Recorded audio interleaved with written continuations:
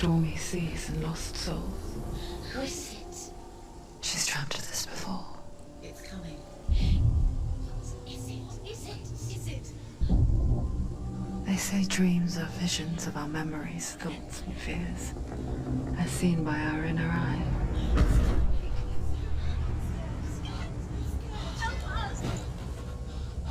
But what if each one of us is always dreaming, even when awake?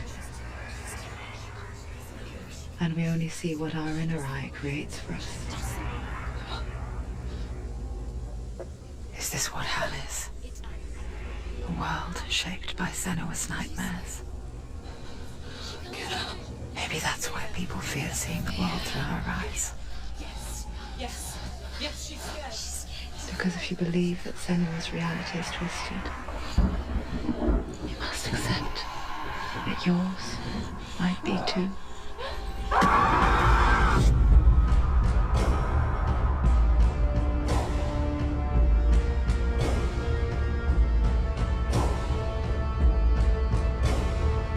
Hellblade: Senua's Sacrifice is a video game about Senua, a Celtic warrior on a vision quest into Viking territory.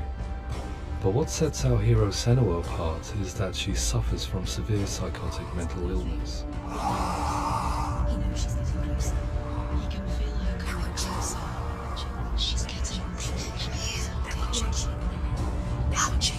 The original idea for Hellblade was to create a classic hero's journey, a journey of suffering, but one where the fantasy world is not another planet or alternate universe, but a world that is constructed in Senua's mind. But to do so would mean putting psychotic mental illness at the center of the experience, a subject that is still considered taboo, and a challenge that was both terrifying and exciting in equal measure. In Hellblade, the starting point was a newly discovered Celtic goddess called Senua in Ashwell, Hertfordshire.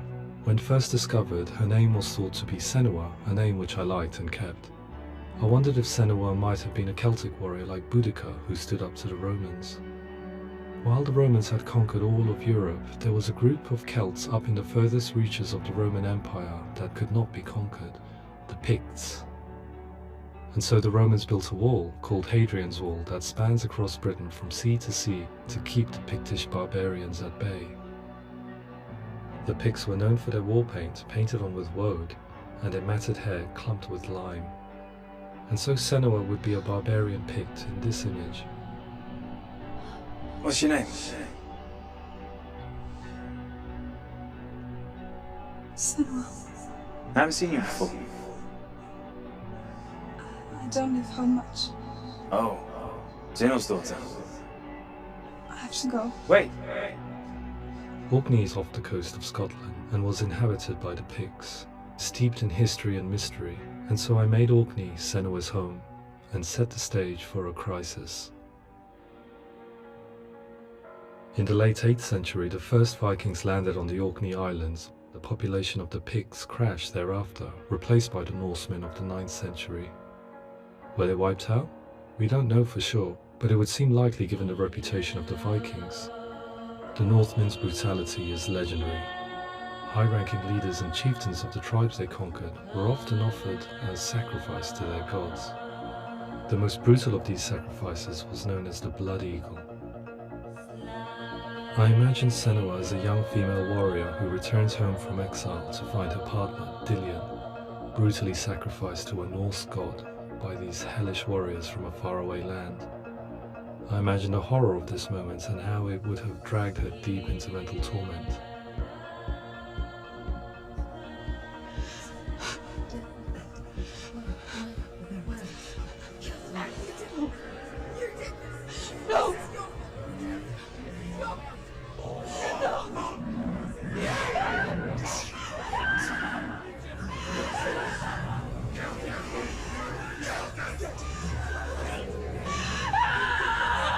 I came to learn that the Celts had a sophisticated and nuanced perspective on the nature of mental disorder.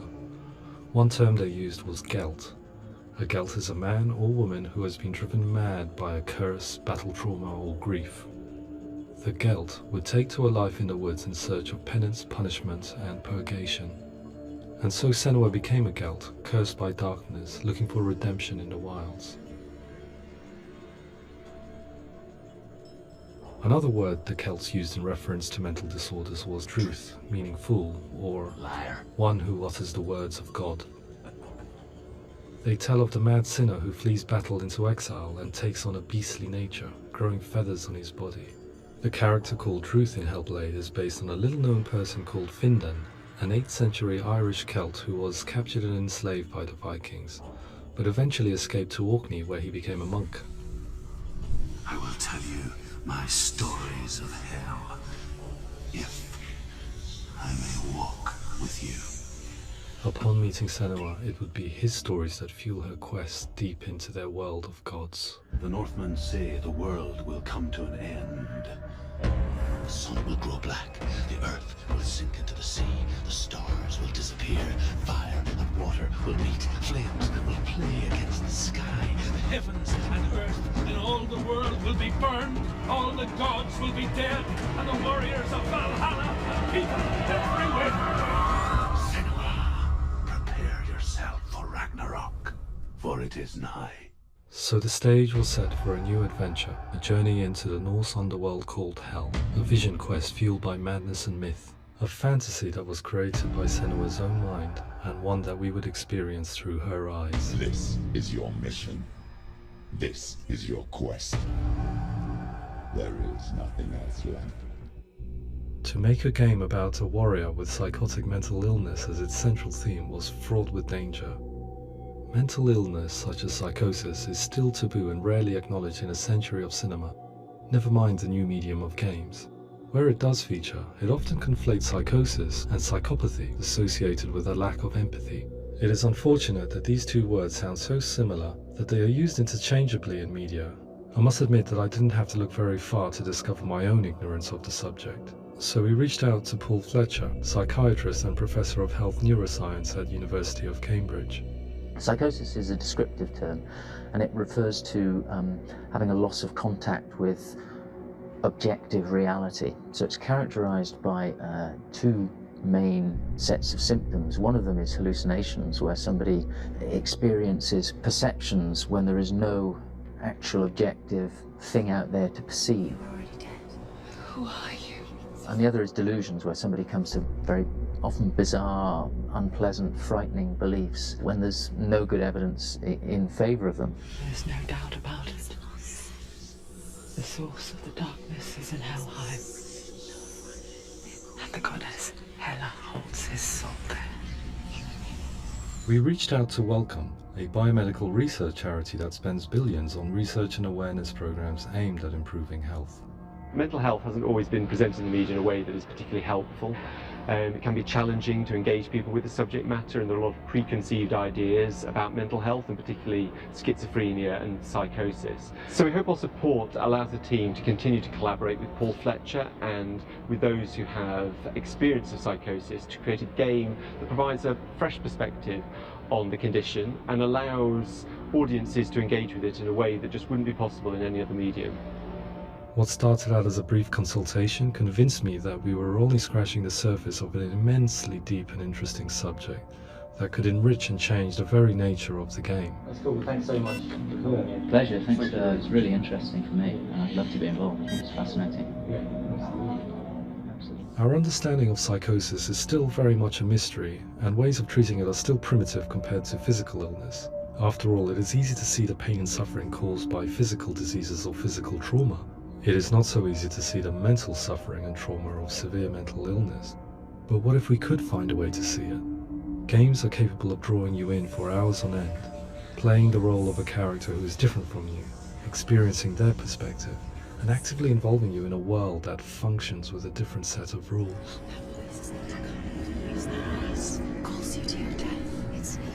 If we were to represent Senua's psychosis, we would have to simulate voice hearing, a common attribute.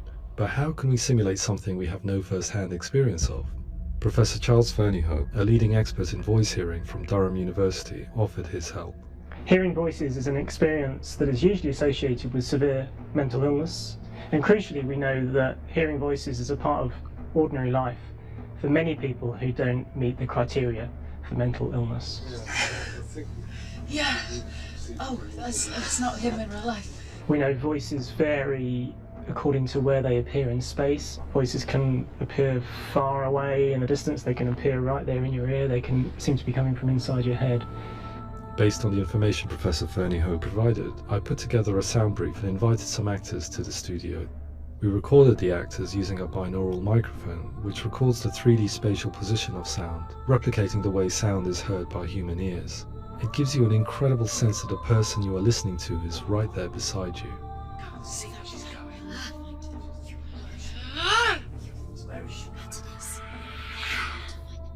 Rachel Waddingham from the Voice Collective came to our studio with 2 young voice hearers to speak to our team. We talked at length about their experiences and they listened to our tests, giving us feedback on how we could improve on it. Everyone hates her. She's cursed. It's very hard to represent what this experience is like, partly because it's such a personal, intense, emotional experience. It's testament to how Ninja Theory have been listening to what the researchers are saying, but also crucially listening to the experts by experience. What they've come up with is so compelling. It's by far the best representation I've heard of what these experiences are like.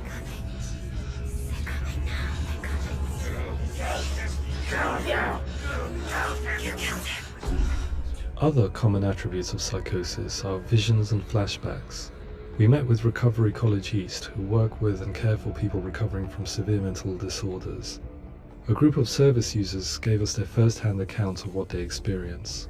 Sometimes when the visions or what we're seeing is too much, we become small until eventually that's eventually anything. The people we spoke to, the stories they told were fascinating, harrowing and mind-boggling. The reality of what people experienced was vivid, far exceeding what I could possibly have imagined. We went away itching to represent some of these visions and flashbacks in the game. As we all know, my heart is so, love is so far away. Don't you know how I wanna feel deeper? I could never know how you grow, all these days are killing me. Now I see deep in me, insanity does unfold. I just wanna feel deeper, deeper. I just wanna feel deeper, deeper.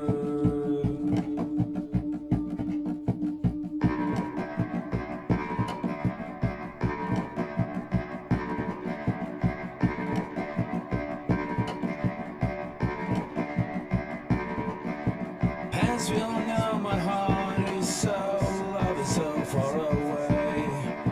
Don't you know how I wanna feel deeper? I could never know how you grow, all these days are killing me. Feel like this, read like this, I just wanna live that song. I just wanna feel deeper, deeper. I just wanna feel deeper, deeper.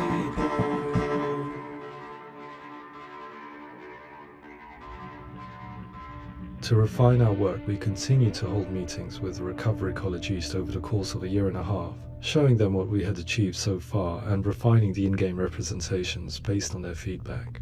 With their help, flashbacks, visions and changes in perception were woven into the story and gameplay of Senua. The students that are involved in this project are incredibly excited about being involved. They have described the experience as being important because it values their lived experience and shows that despite what we have been through, all of that experience becomes valid, that actually it's something that we should all be talking about. The experiences described range from beautiful to frightening beyond comprehension. I heard of a girl who has to live with an angry voice screaming at her, slamming on her doors and walls 24 hours a day.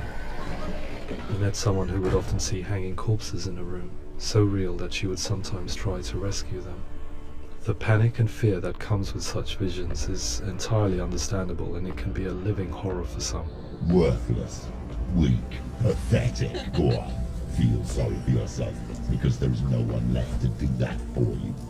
I was urged by one fellow that we should not shy away from showing this horror, and so I was perpetually torn in making Hellblade. Had we gone too far with our representations or not far enough? broken and lost. Just like your soul. Come on.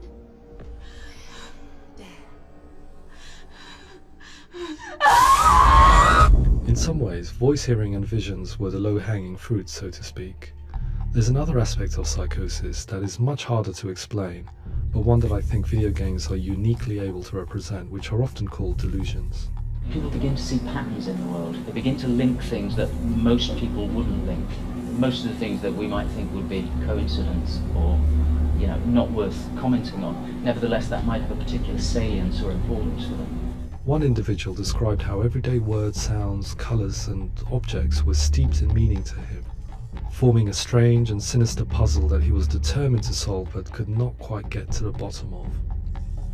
It's not just brain dysfunction, it's not like the system shut down. It's actually an incredibly creative process. The person creates a world populated with voices and phantasms and terrors, and they're completely immersed in it. They believe in it. We often invite people into the studio to play the game. In one of our playtests, they played through much of the game, making associations between runes, secret messages, and the threat of darkness that stalked them. There are many things that happen in the world of Hellblade that make perfect sense within the context of Senua's mind. The dark rot that's killing her slowly from within, the secret runes of the gods that block her path to Helheim, and strange associations that exist in the game to confuse you. To complete Senua's quest, you have to internalize and accept the logic and meaning behind these things to progress. Afterwards they said that they didn't see much evidence of mental illness in the game. People with delusions of all sorts would argue the same thing, that they are not aware of their experience being abnormal in any way. I need this sword. It's important. Representing perception changes and thinking patterns within Hellblade gives us a set of symptoms common in psychosis. But people with lived experience were keen to emphasize another point, that it is wrong to define a person by their symptoms. Quite often, the illness comes not from the symptoms, but from the stigma, isolation and mistreatment that comes about from the rest of society. They say that I'm cursed. What if they're right? I needed someone to portray Senua, someone who could believably internalize her suffering.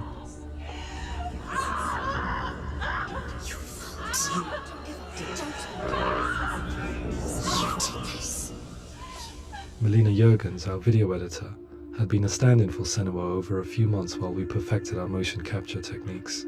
Without realizing it, she had already auditioned for the role, and I knew her well enough to know that I didn't have to teach her to act, but to relive her own internal pain.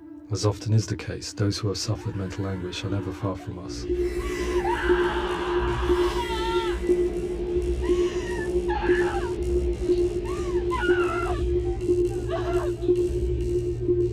My hope is that by creating a compelling and aspirational character in Senua who feels very much real, albeit in a fantasy setting, we can provide a lens into her reality, a different one to yours, and this is where storytelling comes into play. I imagined her life based on common threads in real people's lives. She was always prone to psychosis as a child. Her mother Galina also heard voices and had visions, so perhaps there was a genetic aspect. Or perhaps it was cultural, as she lived within a world without science, of gods and a superstition, as exemplified by her druid father Zimbal. Psychosis developed in her late teens to early 20s and was exacerbated by stigma and isolation at the hands of the clansmen and her father. This darkness. It's spreading. The trauma of seeing her lover Dillion sacrificed tips her over the edge, making her remodel her reality around a concept that connects everything: the darkness. So the question, is what Senua experiences real? Can only be answered by saying, yes, it is real. It is her reality. All of her suffering will have been for nothing. It's just a matter of time.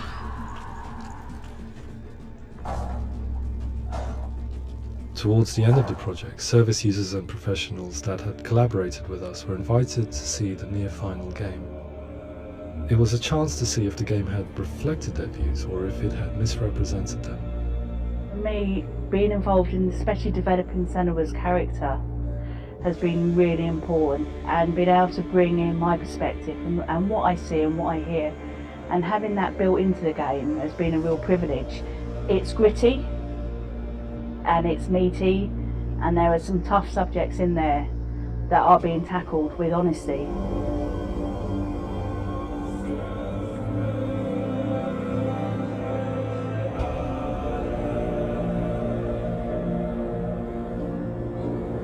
I was blown away by it today, absolutely blown away.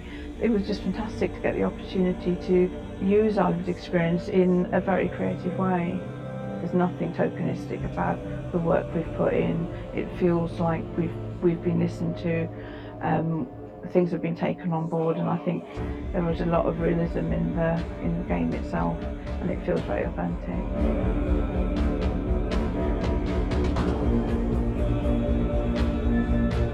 Hellblade will give people a good experience of what it's like to hear voices and have those experiences. I'm glad that the guys at Ninja Theory kind of asked us to come along and help them build an experience that's positive when it comes out, and get myself a copy and have a go.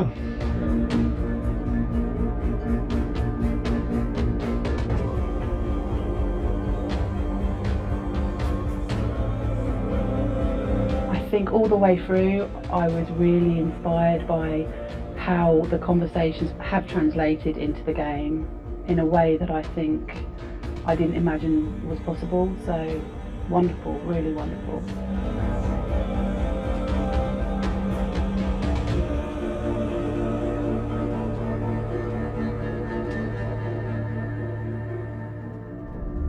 I really hope that others will follow the lead they've set and use the power of something like a video game to change people's perceptions, to increase understanding, and ultimately to make some of the stigma around voice hearing and other experiences go away.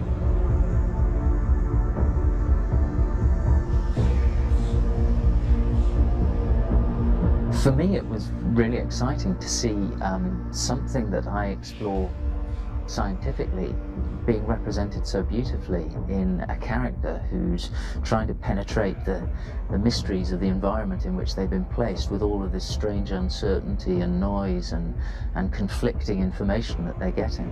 I'm very excited by this way of trying to represent mental illness, because I think it actually might be offering us insights that we wouldn't get from pure scientific explorations, and actually giving us quite an empathic view of what it might be like.